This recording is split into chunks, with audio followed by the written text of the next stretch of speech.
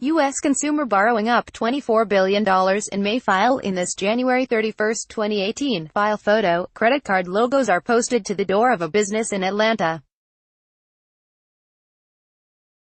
On Monday, July 9, the Federal Reserve releases its May report on consumer borrowing.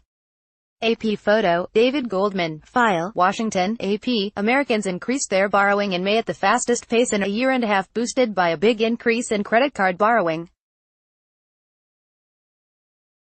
Consumer debt rose $24.5 billion in May after an increase of $10 billion in April, the Federal Reserve reported Monday.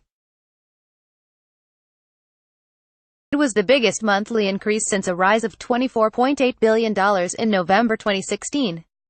The category that includes credit cards climbed $16.3 billion in May after increasing by $5 billion in April. Consumer borrowing trends are closely monitored for clues they can provide about the willingness of consumers to borrow more to support their spending.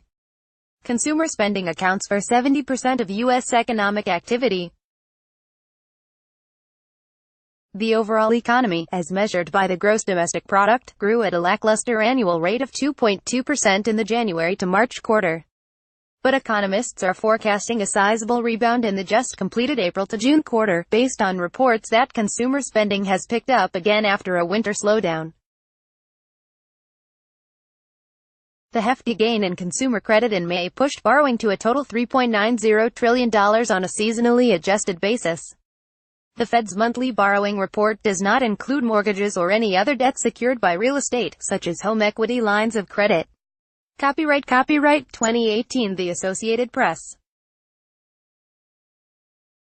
All rights reserved. This material may not be published, broadcast, written or redistributed.